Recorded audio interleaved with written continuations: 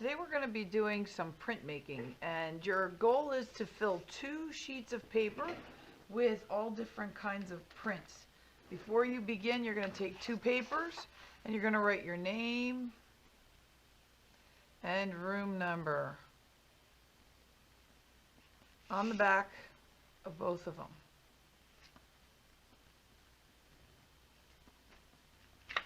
And flip them over. You're going to fill both of these. So I'm going to start with the first sheet. One of the things that you can do to make prints is by doing texture rubbing. And I have this big box of all kinds of texture plates. Some of them are just designs, and some of them are actual raised reliefs of different types of famous artwork. This is M.C. Escher's Staircases. And I believe I have, here's Marilyn Monroe. And there's all different ones. And you don't have to do it to see the whole picture. The idea is to make a copy of it, and so you're printing it. How do you do that? You stick it underneath, and you're going to take a naked crayon. And a naked crayon is a crayon that has no paper on it. So you need to peel the paper off, and then you can use the crayon. You should probably be able to find a bunch in the Lost and Found crayon basket. When you're done peeling the crayon, please throw the wrapper in the garbage. Then you're going to use the side of the crayon. Usually we normally draw with the tip, but you're going to use the side. So I hide under here the texture rubbing, and there's my texture plate. I'm going to rub it. Okay, and I trade it out. I can try a different one. Lay it under. And it's just to give a layering of color and design. These are chunk crayons. They also work really great, which they are crayons that have been melted and just cooled, and they're all different colors. So you get different colors.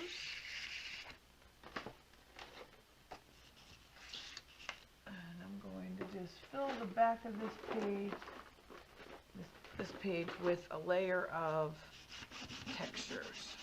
And I'm overlapping some of them. And you can move it, wiggle it a little bit, and then do it again. You get a different effect with one over the other. And so I'm just going to fill the sheet with the textures.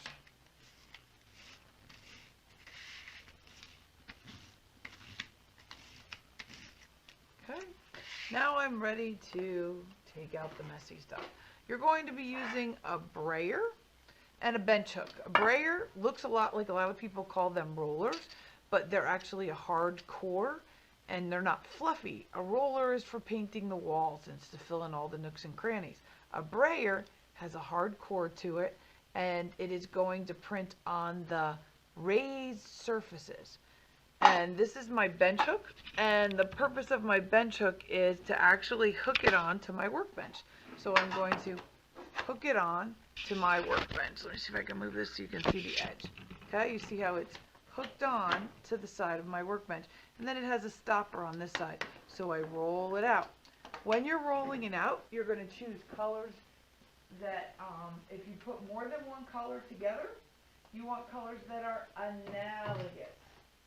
Analogous means that they are next to one another on the color wheel. So I've chosen the color purple.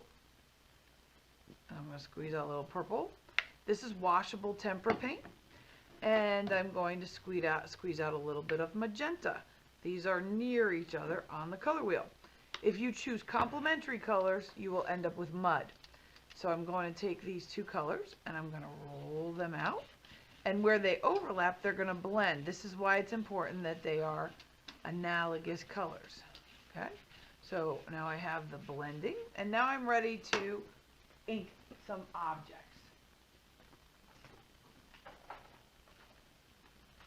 So I have lots of bins. Some of the bins have stamps like this, texture stamps, and so I could just pick this up and I can texture print it on my project.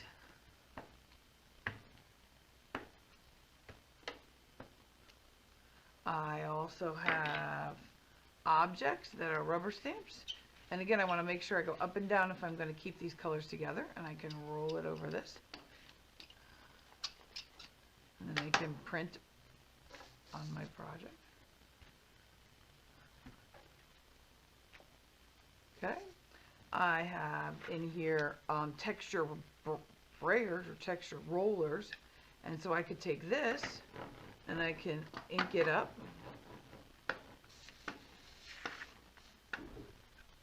And roll it, and I get a texture.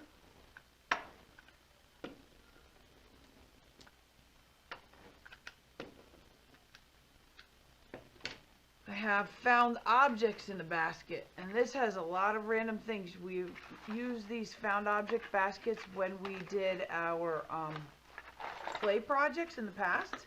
So we know that they make good textures, but they also make some very interesting prints. So I'm going to just turn this painting around, this print around, so you have a clean space, and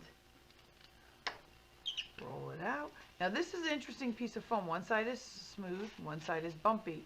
So I'll get a different rectangle by each side. So I'm going to print it, load it up with my paint, and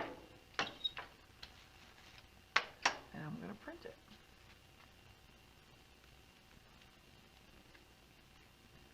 Okay, so I get a texture. I'm going to try the other side now. Lay it down here. This time it's going to end up more solid because there's not so much texture on this side. If you need to, grab a paper towel, because I use both sides of this. So I'm going to take a paper towel when I print it this time, lay it down, and I'm going to use a paper towel and push it from the back.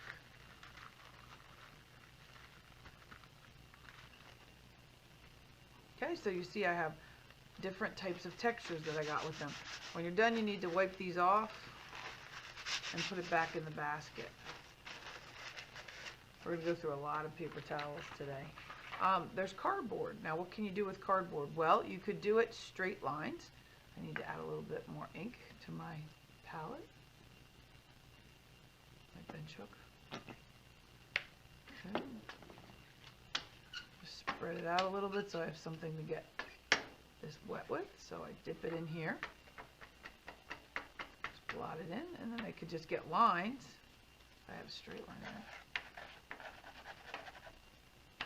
So I can make lines in my project. Or I could bend it. Alright, I can make a letter L. I can put my initials if I wanted to, right? Curvy lines not so easy, but straight lines easy. Okay, so I could do that with a piece of cardboard. Inside you'll find all kinds of other interesting objects. There's these little handle mallets. I can ink this up. I get polka dots. The other side. Again, when you're done, please wipe off the objects before you put them back in the basket. I'm going to put this away so you can see better what I'm going to print next. I'm going to take my other piece of paper out. And when you're not using your paper, please put it on the drying rack. So I take this one out now. I'm going to load my ink. And I'm going to do some bubble wrap. Okay, so this is a packing envelope. And I'm going to roll the ink on the back side. This is the inside of the packing envelope where the bubbles are. And I'm going to print it. Gently pushing on the back. You don't want to smash it because then you'll pop all your bubbles. Okay, so I got all those dots from the bubbles.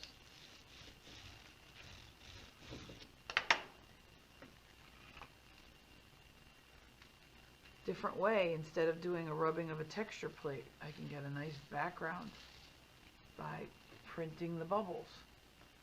And again, please just wipe it off, the excess ink, before you put it in your found object container. You'll find in your found objects, you might find some stamps. Stamps I made for another project a long time ago, and they're just laying around, so why not use them? And you could use them in a different color. That might look really nice stamped on top of that. Again, wipe it off when you're done, and you can put them back in. This is an interesting thing. I think this is like some kitchen thing. I think it was a whisk or something like that for eggs. I don't know. But you can put ink on it, and then you could press it in. That didn't work very well. My ink is kind of dry at this point. You will also find that there's a big bucket of recycling. So I have all kinds of caps in here. And then there are other rollers that if you put them in your ink,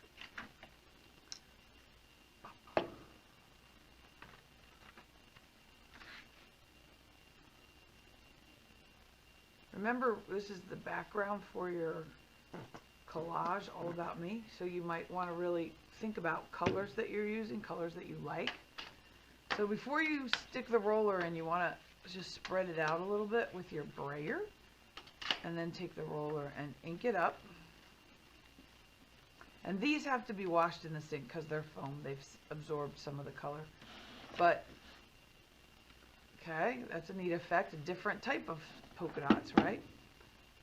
So you can roll that out to get a different effect. We have all of these caps. So you just take a cap, dip it in the ink, and you can make circles. And depending on the cap you choose, you get different sizes. And there's also corks in there. So you could take a cork that's going to give you a solid circle. I take the cork, load it with my ink. I could put circles.